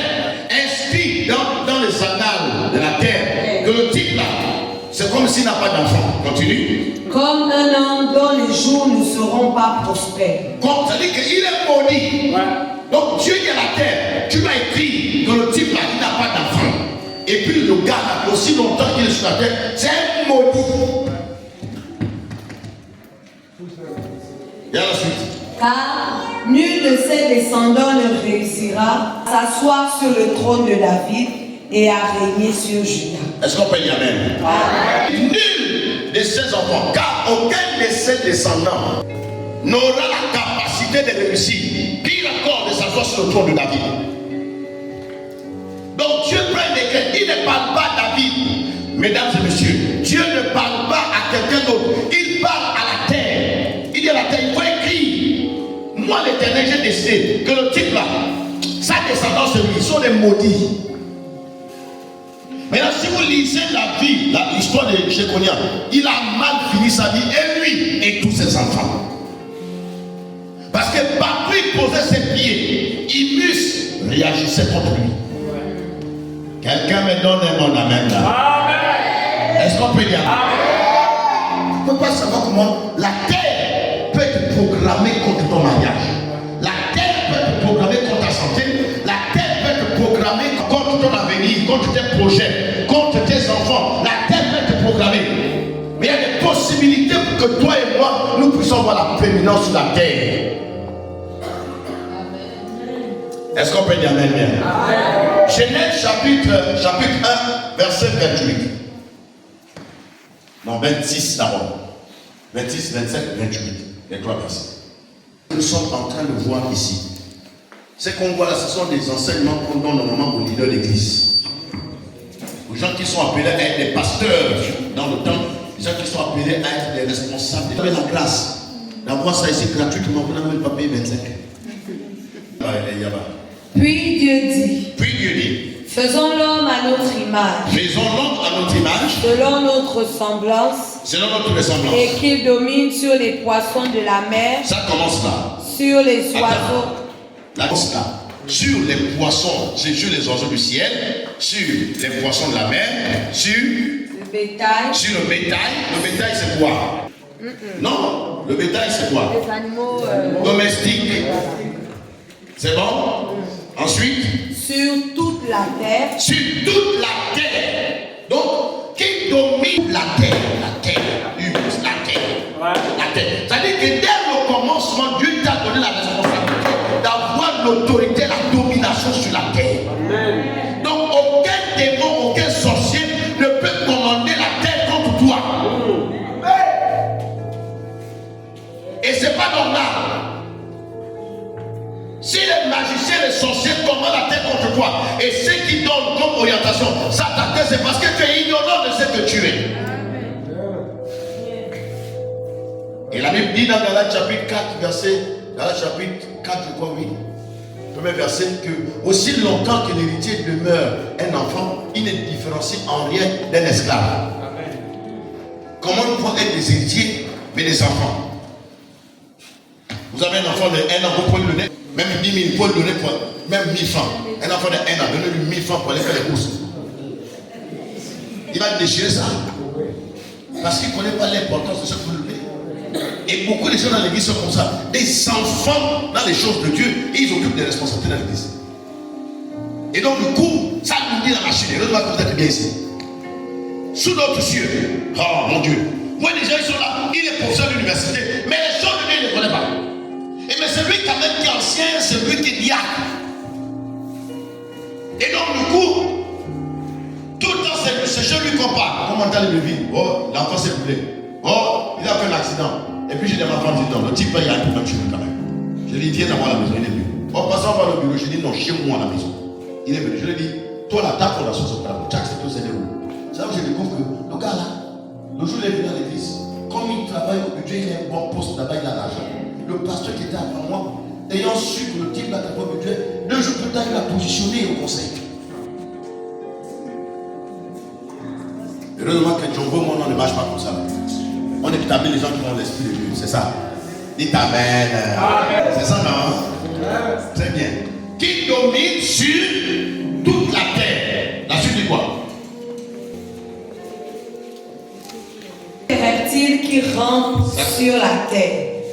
Après le bétail, il parle des reptiles qui rampent. Et quand la Bible parle des reptiles là, est-ce que Satan a déjà possédé le serpent? Donc prophétiquement, Dieu savait ce qui devait arriver. Et Dieu dit alors, tu as la capacité de détruire tout. Et c'est pour ça dans la nouvelle alliance, la Bible dit dans Luc, il dit tout pouvoir m'a été donné dans le ciel et sur la terre. Voici, je vous donne ce pouvoir. Vous allez marcher sur les serpents et sur les scorpions et sur toute la puissance de l'ennemi et rien ne pourra vous nuire. Alors quelqu'un me donne un amen là. Et quand la Bible dit que rien ne peut te nuire, ancien Herman, rien c'est rien. Amen. Rien c'est rien. Et quand la Bible dit que je te donne le pouvoir de marcher sur les serpents, le serpent est une chose, le cafard est une chose, le scorpion est une chose. Les chrétiens, s'ils sont les chrétiens, ils deviennent des choses. Un incorporé, c'est une chose. Donc la Bible dit que Dieu fait de mes ennemis mon marchepied. Donc la tête des sorciers devient mon marchepied. Je marche sur la tête parce que c'est ce qui est écrit. Là, je tourne l'esprit que tu comprennes, c'est que tu as la domination. Rien ne peut t'arrêter, rien ne peut te dépasser. Il dit quoi? Et après il dit, Dieu créa l'homme à son image. Dieu créa l'homme à son image. Il le créa à l'image de Dieu. Il créa l'homme et la femme. Ce n'est pas les faux débats que nous avons dans nos églises aujourd'hui. On crée à l'image de l'homme et puis l'homme a été créé à l'image de Dieu. Ce n'est pas ce que vous entendez là. Il ne faut pas prendre un texte dans son contexte, vous le sortez pour faire asseoir vos idées. Non. Vous primez les femmes. Ah, c'est les juifs. Et c'est ce que nous faisons aujourd'hui dans nos églises. Ce n'est pas juste. La Bible dit qu'il créa l'homme à son image. Il créa l'homme et la femme. Il les créa tous à l'image de Dieu. Quand on parle que la femme a été créée à l'image de l'homme, c'est dans le contexte du mariage. Dans le contexte du mariage, c'est tout. La suite dit quoi? Dieu les bénit. Dieu les bénit. Et Dieu leur a dit, soyez féconds, multipliez, remplissez la terre et l'assujettissez la terre en question. Continue. Et dominez sur les poissons de la mer, sur les oiseaux du ciel, et sur tout animal qui se meut sur la terre. Oui. Et Dieu dit, voici je vous donne toute herbe portant de la semence et qui est à la surface de toute la terre, et tout arbre ayant en lui du fruit d'arbre et portant de la semence, ce sera votre nourriture. Est-ce que vous voyez pas que au fur et à mesure qu'on évolue, on pêche. Dans la recommandation de ce que nous allons manger, vous avez trouvé la viande dedans? Non, lisez vous-même dans vos Bibles. Est-ce que vous avez vu la viande là-dedans? Non, mais allons-y doucement. Hein. Non, parlons-en, nous sommes ensemble. Est-ce qu'il y a la viande là-dedans? L'homme est lui-même l'origine de ses propres problèmes. Mais laissons la fête de la nourriture. Ça, c'est notre cas. Parce que le jour où on va rentrer là-dedans, les gens vont se répartir. Il y a des aliments qu'on ne doit pas manger. Ça nous raccourcit la vie. Bon, bref. Il y a les gens de l'hôpital ici, ils savent de quoi je parle. Et il y a aussi les aliments, comme il a cité là, tout ce que Dieu a cité là. Si l'homme mangeait ça, voilà pourquoi à l'époque, il vivait longtemps. 700 ans, 900 ans, 800 ans, 500 ans. C'est parce qu'en fait, à leur époque, l'environnement était plus sain. Et ils mangeaient ce qui était bio. Nous, aujourd'hui, là, et quelqu'un qui doit faire, il va atteindre 100 ans, 102 ans, il est parti au... Parce que l'organisme est déjà très faible à cause de ce que nous mangeons. Quand Dieu donne à l'homme la domination que Dieu donne à l'homme n'est pas rattachée à nos prières que nous faisons. C'est-à-dire on se réveille et puis on commence à prier. Seigneur, oui, tu vois le type là, non? Mon père, il est là, là, c'est vide. Si vous dormez avec lui dans la même maison, et nos maisons ne sont pas plafonnées là, lui il se réveille 4 heures. Il dit, oh, il parle avant. Le Dieu qui a créé le ciel et la terre. Tu vois tel nom, la façon qu'il ne met pas dans le village là. Vraiment, il faut le pardonner pour tous ces péchés là. Tu vois tel nom, les gens disent que moi je suis sorcier, machin, tout. Un jour, tu vas me justifier. Un jour, tu vas me manger. Il parle. Et parfois, il s'arrête, il pleure. Et puis, un jour, je lui pose la question. Je dis, mais c'est comme ça que vous priez dans votre église là. Il m'a posé la question, si quelqu'un a tué un être humain et il demande pardon à Dieu, est-ce que Dieu peut le pardonner? J'ai dit oui, il dit non, c'est impossible.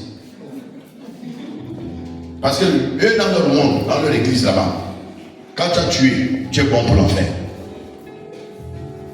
Et beaucoup d'entre nous, on a des enseignements erronés.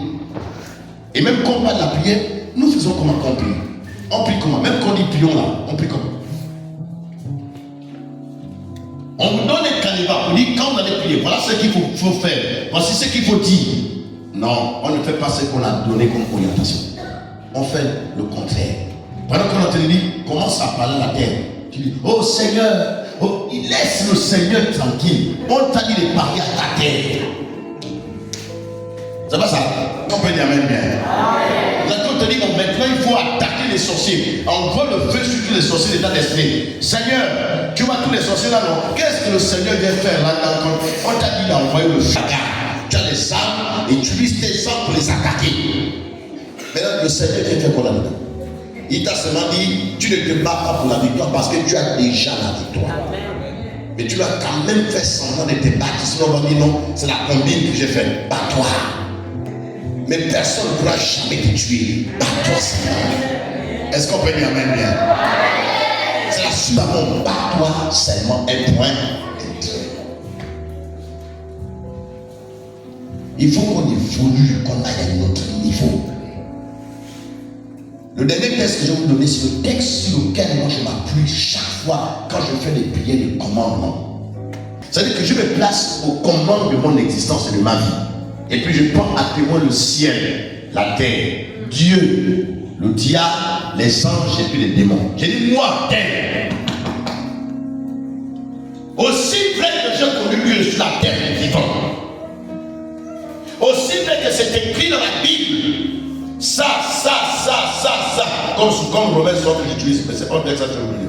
J'ai dit que écrit dans Romains chapitre 8, il n'y a donc maintenant aucune condamnation pour ceux qui sont en Jésus-Christ. Les esprits de réclamation parentale, paternelle, maternelle, je vous maudis vous tous. Amen. Vous ne pouvez pas m'attaquer au nom de Jésus de Nazareth. Vous qui êtes morts, bon, c'est ce que je vais vous dire là, ça me peut vous choquer. Quand ma mère est décédée en 2012, je la réveille régulièrement. Et puis j'ai dit non, c'est trop. Je suis descendu au village et puis je suis allé sur sa tombe. J'ai dit toi là. Et toi, qui vient tout le temps dans mes rêves, vous faites croire que c'est ma mère. Peut-être qu'il y a une porte que j'ai ouverte et puis tu commences à me poursuivre. Ben, je ferme toutes les portes. Et puis si tu es un démon qui travaille avec ma mère et son vivant, va trouver son corps là-bas dans la tombe. Et tu ne sors plus jamais là-bas. Reste là-bas et je te crucifie, tu restes là-bas au nom de Jésus. Quand j'ai fait ça, jusqu'aujourd'hui, depuis 2012, nous sommes en 2024, je n'ai plus jamais vu ma mère. Je ne suis pas venu dire, oh Seigneur, et puis j'ai prié, Seigneur, je suis un homme de Dieu, comment je peux rêver les morts? Il n'y a plus de relation entre les morts et les vivants, ça c'est quelle histoire? J'ai fait comme ça, quand je donne un peu, elle est là. Et le compte dans ce rêve, c'est que c'était seulement le même rêve. Je le réveille, j'allais la chercher, j'allais prendre le corps à Mukambi, donc à cette gare à l'hôpital. Et puis elle et moi, on était derrière avec le secret. Elle me dit, oh, donc c'est dans la voiture du prêtre que vous avez transporté mon corps, hein? Vous pouvez devenir fou. Donc il y a des choses, il ne faut pas vous amuser avec ça. On arrive là, on descend au village avec le corps. Elle me dit, oh, donc tel aussi venu à mes obsèques. Non, je me disais que j'avais plus les parents. Oh, donc ils sont quand même venus, hein? C'est en fait même dans ce rêve-là que je découvre, comme elle dit, tu as vu tel. C'est eux qui avaient comploté, voilà ce qu'ils avaient fait pour que je meure. Bon, les choses comme ça sont bizarres. Et je me suis levé. Je n'ai jamais prêté attention à ça, je n'ai jamais dit non. Je ne suis jamais levé pour aller voir mon peuple pour dire tel et tel, c'est eux qui ont tué ta femme. Pour faire quoi? C'est un rêve. Et c'est des démons qui parlent. Donc je ne peux pas prêter attention à ces choses-là. Qui l'a tué? Tout le monde mourra. C'est le monde naturel, non, ça n'engage que Dieu là-bas. Moi je ne suis pas dedans. Mais le fait que je la vois, c'est ce qui m'énerve. Parce qu'il n'y a plus de relation entre les morts et les. J'ai fait ma prière. Bam, ça s'est arrêté. Jusqu'aujourd'hui. Il y a un type de prière quand tu pries, tu ne négocies pas quelque chose. Il y a un type de prière, c'est-à-dire quand tu vois ta femme là, tu vois ton fils en train de mourir, tu ne peux pas faire des prières comme quelqu'un qui présente. Non! J'ai vu quelqu'un mourir avec la Covid à l'île. J'ai mis la blouse pour aller prier à Chambrier. Je rentre dans la salle comme ça là. Le médecin m'a dit tu ne peux pas rentrer là-bas. Sinon tu vas être contaminé. J'ai dit nada, je rentre. Pour une nouvelle, mon diacre m'a transporté pendant un mois. Il est malade. Pendant un mois, il s'étouffe. Il ne sait pas que c'est la Covid. Quand il va faire l'examen positif, il m'a transporté un mois et ma femme et tous les enfants. Pendant un mois, une voiture Pajero, vite fumée, climatisée. Lui, il est malade, il est vivant et bien portant. Hospitalisé, le diacre, la fin de mort. Quand la Covid a commencé, le type de prière que j'ai fait, j'ai dit, la Bible dit, les maladies de l'Égypte ne te toucheront pas. Donc cette maladie-là, elle descend dans la maladie de l'Égypte. Elle ne doit pas me toucher ni moi, ni la femme, ni mes enfants. Oh de Nazareth. De toutes les façons, je suis invisible, moi et tous ceux qui m'appartiennent devant toute forme de maladie. Et quand tu le déclares, tu ne fais pas semblant, tu cries. Il faut que l'atmosphère entende la voix de celui qui est en colère. Et oh, est-ce qu'on peut dire amen bien? Vous avez quelque chose avec vous. Vous avez l'Esprit de Dieu. Vous êtes venu jusqu'ici pour abandonner, non. Il est trop tard. Le pacte a été signé avec le Saint-Esprit. Vous pouvez me faire marcher, c'est pas possible. Vous devez aller jusqu'au bout. Il y a celui qui est à côté de toi, tu dois aller jusqu'au bout, tu ne dois pas t'arrêter. Et ça tu dois aller jusqu'au bout, tu ne dois pas t'arrêter. Est-ce qu'on peut y aller bien? Ne donnez pas accès au diable, ne donnez pas ce plaisir-là. Comme ça, on va dire, l'église de Bambini échouée. On a fermé le chantier, l'église était là-bas. Comment ça? Non. On peut changer ça tout de suite. On a commencé hier, non? On va continuer à déclarer jusqu'à ce que nous aurons la victoire. On ne s'arrête pas. Donne-moi le meilleur des amens au nom de Jésus. Il y a cette chose-là qu'on appelle la prière. Quand tu pries, ce n'est pas des prières qu'on fait à partir des humus. C'est des prières qu'on fait à partir de la loi. C'est l'esprit qui s'exprime. Même quand la chair vient. Quelqu'un me suit? Pourquoi tes enfants ne vont pas aller à l'école? Qui a dit que tes enfants ne vont pas aller à l'école? Qui a dit ça? Celui qui a pas on réussit. Mais tout le monde ne fallait pas que je vienne ici. Donc là, le diable est marié. Déclaration prophétique. Je dis, les prochains enfants qu'on va célébrer dans cette nation, ce sont tes enfants.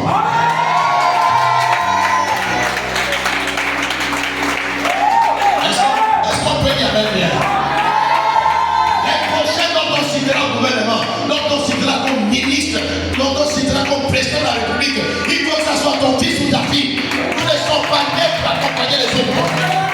Tu peux proclamer ça maintenant. Maintenant, tu peux proclamer ça.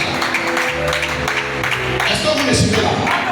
Mais tu parles simplement. Maman, prends le texte, le dernier.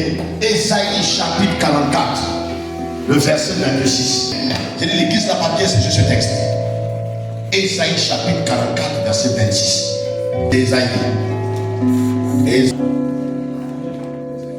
Je confirme la parole de mon serviteur. Je confirme. Qui parle? C'est le diable ou c'est Dieu? Dieu. C'est Dieu qui parle. Il dit, moi, Dieu, l'Éternel des armées, je confirme la parole de mon serviteur. Il n'a pas dit sa parole. Il dit, je confirme ce qui va sortir de ta bouche. Ensuite, Et j'accomplis ce que prédisent mes envoyés. et j'accomplis ce que prédisent mes envoyés. Ouais. Jésus a envoyé ses disciples les années, non? Oui. De la même manière que les envoyés, toi aussi t'as envoyé. Donc tu es un envoyé. Amen. Donc tu vas prédire. Prédire, c'est prophétiser. Amen. Les choses qui ne sont pas encore réelles pour que ces choses deviennent une réalité. Amen. Quelqu'un est avec moi? Amen. Oh, je me disais que tu es dans le mouvement sur toi. Tu es capable de... Tu vas créer ton monde à partir de toi-même. La Bible dit, je confie la parole de mon serviteur. Quelle est la parole qui sort de ta bouche?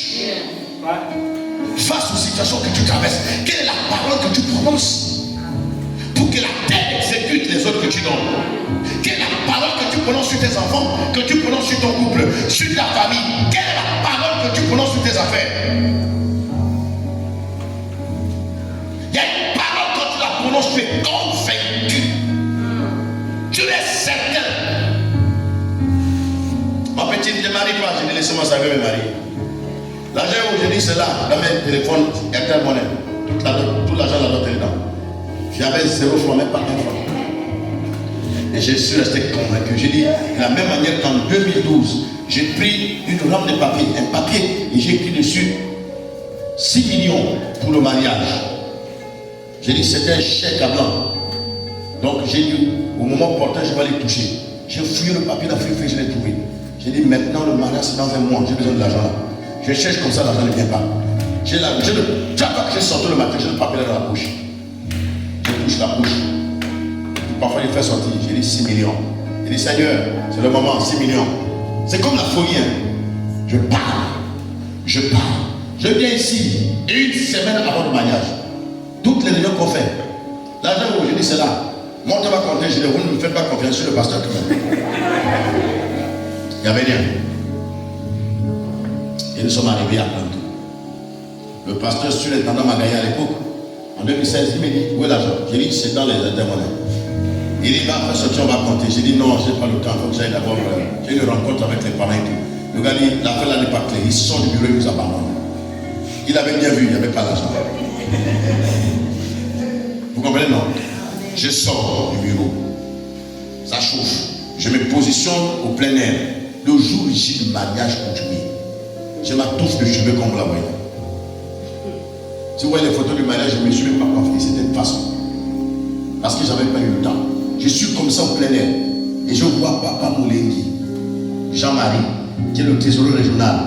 Il est encore tout puissant à la SPG avec son double cabine bleu. La SPG, tout neuf. Le gars, il quittait le monde à prendre son pognon. Me pose la question, il dit, oh pasteur, j'ai pu vous marier. J'ai dit oui. Il dit, mais est-ce qu'il y a un défi quelconque et tout? Comme ça, je vois comment je peux t'aider, tout ça. J'ai dit, papa, tout est ok. Mais il est là, vous pouvez demander. Vous pouvez demander à papa. Il est là. Et il demande la voiture, il part. Quand il demande la voiture, il est vers la porte là-bas. J'entends une voix qui me dit, toi là, vraiment, rappelle-le, mon gars, là, tu n'as rien. C'est la honte que tu vas avoir aujourd'hui. J'ai voulu prendre le téléphone pour le rappeler. J'ai dit, nada. Soit ce que je prêche, c'est vrai, soit c'est faux. Et je restais. Toute la marchandise de la dot était posée calme. L'argent, le cash, mais rien. Ma femme m'appelle, chérie. Je dis oui. Elle est au salon. Elle dit, où est l'argent du gâteau? Je dis, ça fait combien? Elle dit, 200 000. Je dis, c'est là.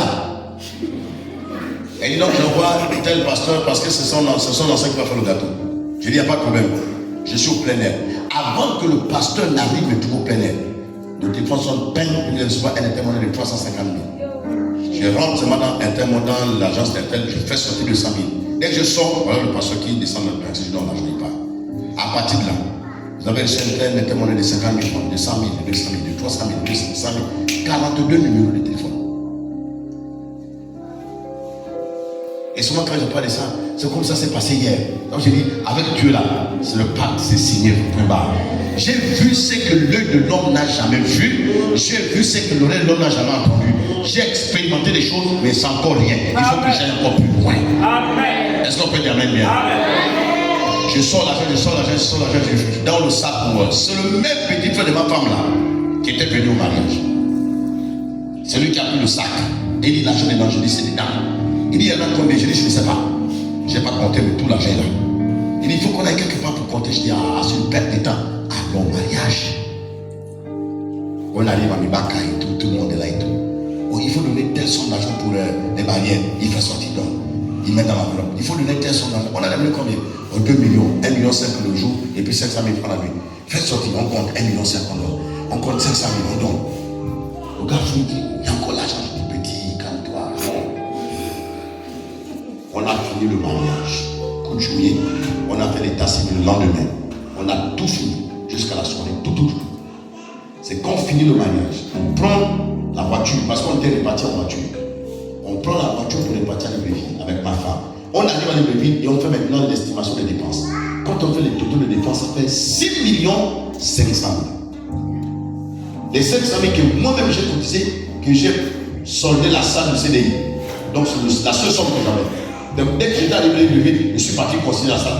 Point barre. Les 6 millions là sont venus des 42 numéros qui m'ont envoyé les intermonnaies. Soit lui est réel, soit il n'est pas. Quand vous priez comment? Quand vous priez comment? Il y a des gens qui ont compris l'importance de prier. Et quand ils prient, ils ne font pas semblant. Ils ne font pas comme c'était l'affaire de X ou d'Y. Il est question de ta vie.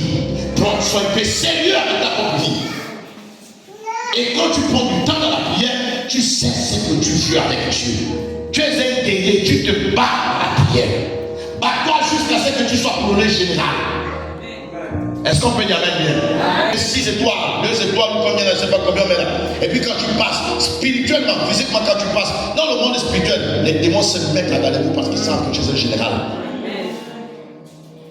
Est-ce qu'on peut dire amen bien? Qu'est-ce que tu dis? La Bible dit, je confie la parole qui sort de ta bouche. Mais qu'est-ce que tu sors de ta bouche? Pose la question sur quand tu dis, qu'est-ce que tu sors de ta bouche? Non, vas-y, dis à quelqu'un, même si c'est un responsable d'église, pose la question. Dis-lui, qu'est-ce qui sort de ta bouche?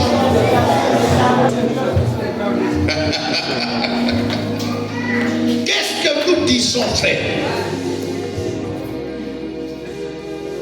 Sur la terre de mes ancêtres. On est né dans une époque où dans mon village c'était sa mère aujourd'hui, sa mère demain. Il y avait du sapin ici, dans l'autre école, j'étais obligé de quitter mon établissement pour aller apprendre là où Tommy appelait. Oui, il est. Parce qu'on fait la sorcellerie dans notre village, on partait passer les cercles et les concours dans notre village. Chez nous, c'était la sorcellerie à atteint un niveau qu'on appelle l'apogée. Vous connaissez notre village? Malanga. C'est un village qui a parlé de lui, dans l'histoire de la province ou du canton. D'abord, tu t'amuses pas. C'est de là qu'on t'a jeté le CPT. Tu viens comme tu viens, tu ne peux pas t'amuser. On te montre ça comme ça. Là. Même les tout petits, ils sont dedans. Ils te montrent ça comme ça. Et on a perdu des frères, des parents, des cousins, des soeurs et tout. C'est un village qui s'appelle des cimetières derrière les maisons. Les cadres qui sont morts. Et j'ai dit, moi, je ne vais pas mourir tout de suite. Vous montez, vous descendez, je vivrai. Et je me suis battu avec Dieu. Ça, c'est plus avec le démon. Là, c'est avec Dieu. J'ai dit, si tu meurs, si Dieu peut mourir, c'est que moi aussi je vais mourir avant le temps. Et je suis resté là, pédasse jusqu'aujourd'hui. Quand il arrive dans mon village, il est encore venu. J'ai dit, oui, est-ce qu'il reste encore une petite portion de sorciers? On va faire ça rapidement et puis le village va être tranquille. C'est l'écrisement. Il est encore venu le fils de tel. Lui, quand il est ici, c'est pour menacer les sorciers. Il dit, je ne menace pas là, je vous tue maintenant.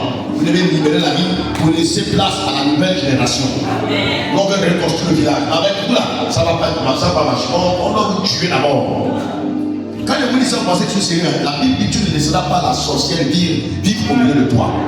Si tu es un parent qui est sorcier, c'est plus ton ami. Il ne sera plus jamais ton ami. Mystiquement, il veut te manger, il veut te tuer, il veut te nuire. Donc toi, ne fais pas les choses semblantes avec lui. Si tant tu disparais, tu dois vivre. Ça, c'est moi. Tu n'es pas obligé de faire comme moi. Quand il parle comme ça, je suis en colère. Parce que j'ai vu les cadres de mon village disparaître. Du sentimentaliste. Il arrive dans le village, il veut montrer qu'il a un peu d'argent, et puis il donne aussi, il donne l'argent à un petit sorcier, le gars récupère l'argent, il va parler à la terre. Quand le gars paye, il ne met pas, il essaie. Et c'est le même papa qui est là, même vieille maman qui est, et il est mort, et bien, tu nous as tué quelqu'un qui pouvait sauver la jeunesse. Et donc ça, pour moi, je ne peux pas être d'accord. Ma plus grande guerre avec un sorcier. Tout ce qui est sorcellerie là, je foudroie. J'envoie le feu. Tu tentes, je t'envoie le feu. J'ai dit à mon grand frère, si tu rentres dans la reçoit, tu seras le premier à mourir dans notre famille. Je vais tout faire pour que tu disparaisses. Vous voyez, je suis sérieux quand je parle. Vous voyez tout ce que vous voyez, c'est l'œuvre de la sorcellerie. Tout ce que vous voyez. Tout ce que vous voyez là. Là où les sorciers règnent, ils n'aiment pas la lumière. Donc quand les sorciers se multiplient dans un endroit, ils ne peuvent plus opérer leurs actions. Ils font tout pour que la lumière qui là disparaisse. Et quand ils ont atteint l'objectif, ils sont partis. Ce sont des familles entières qui restent sans travail et tout, c'est difficile. C'est des familles entières qui sont dépourvues de moyens. Et puis l'église, ça ne me fait pas mal. Mes frères, ça me fait mal. Si toi ça ne peut pas te faire mal, moi ça me fait mal. C'est la raison pour laquelle quand tu vas prier tout de suite là, ne fais pas ça. Prie sérieusement, parce que l'avenir en dépend. Quelqu'un me donne un bon amen. Il y a quelqu'un, Dieu confirme ceux qui sont de ta bouche. Dis ça, Dieu confirme ceux qui sont de ta bouche. Si tu ne savais pas, Dieu confirme ceux qui sont de ta bouche. Dis ça, quelqu'un, Dieu confirme la parole de ta bouche. Est-ce qu'on peut dire amen bien? Quel autre Dieu confirme ceux qui sont de ta bouche? Dis ça, dis ça.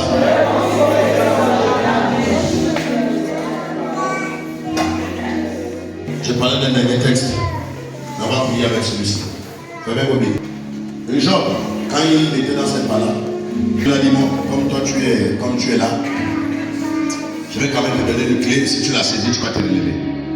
Job chapitre 38, à partir du premier verset. Tu vas lire le premier verset, après tu sautes pour aller lire le verset 12. Là maintenant on est debout, on va commencer à prier.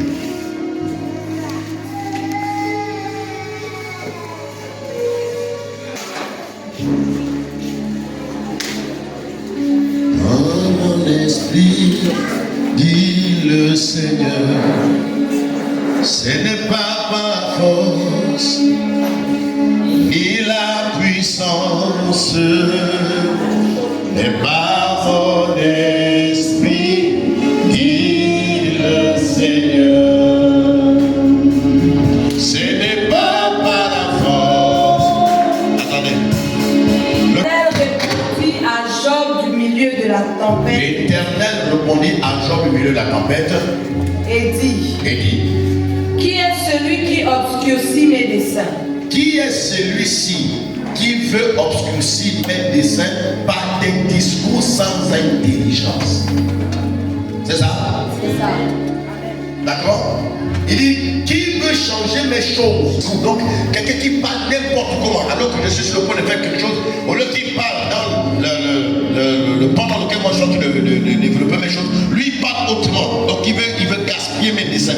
Et Dieu dit à Job, qui est celui-ci qui veut obscurcir mes discours, non, mes desseins, par des discours sans intelligence? Maintenant le verset 12. Verset 12. Depuis que tu existes, Depuis que tu existes, regarde ton frère. Depuis que tu existes, dis-lui ça. Depuis que tu existes, on y va maman. as-tu commandé au matin? As-tu commandé au dis ça, est-ce que tu as commandé au matin? Continue. As-tu montré sa place à l'homme? Dis ça à ton frère, est-ce que tu as montré la place à l'aurore? Continue.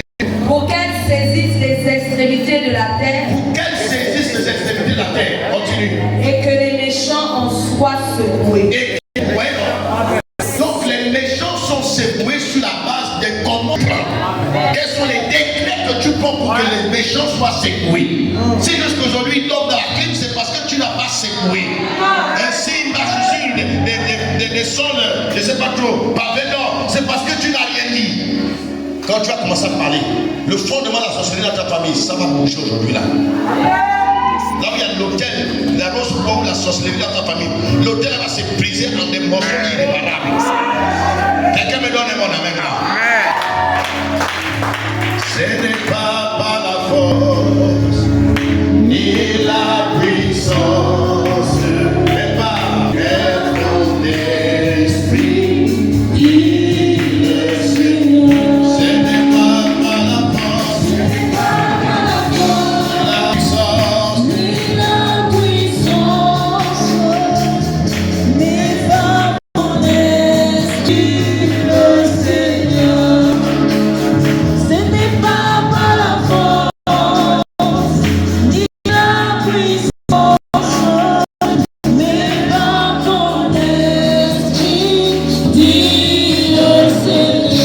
de cette montagne. Cette montagne se déplacera. Cette montagne se déplacera. Cette montagne se déplacera. Oui, à mon ennemi, dit le Seigneur. Cette montagne se déplacera. Cette montagne se déplacera. Oh, cette montagne se déplacera.